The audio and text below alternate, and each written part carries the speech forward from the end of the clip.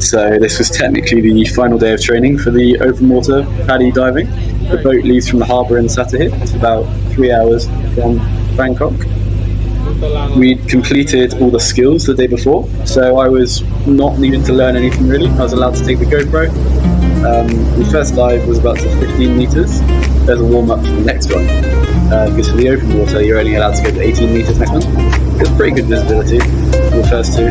And we see a turtle, which is awesome, but the video I got was pretty rubbish, so I put some photos in that my dive master took. The diver you see me with is Marcel, and he's doing his dive master training.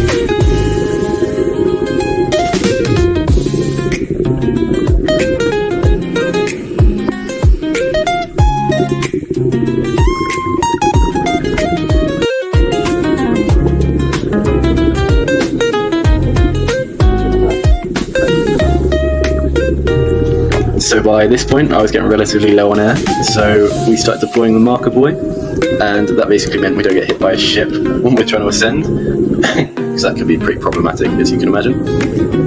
So after the relatively slow ascent, it was lunchtime. So the food changed every day.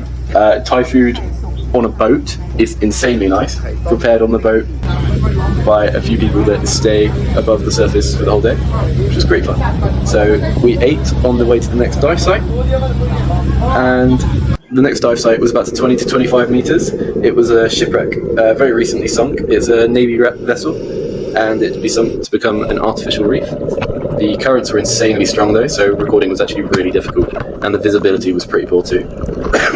This made it pretty scary actually, with the depth and the current. I did see a cool pufferfish though, so I got a very nice video of that. And loads of people actually cut themselves on the shipwreck, so if you're going wreck diving, it's a very, very good idea to get your tetanus jabs before you go. It was also a bit of a shorter dive, so about 25 minutes, due to the compression of air, so you literally just don't get as much air down there.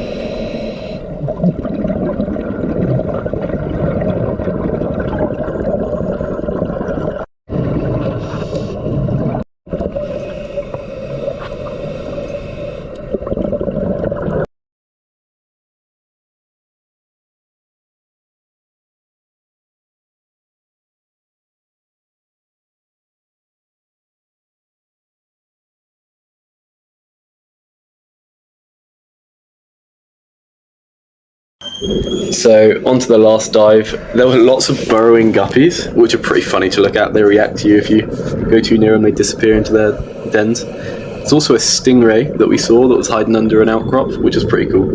But I couldn't get close enough because of the urchins that block the way. I did put my foot on one of those at one point, and it does hurt. So I learned my lesson. Stayed a bit clear.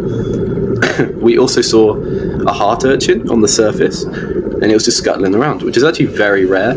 Very rarely are they seen when they're not implanted or digging. So that was pretty cool to see.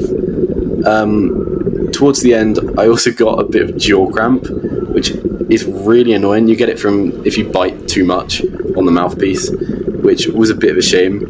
But you can see I resolve it a bit and then get a lovely kick in the face from Marcel, which partly floods the mask a bit. But that was alright, no big deal. You get trained for that sort of thing anyway.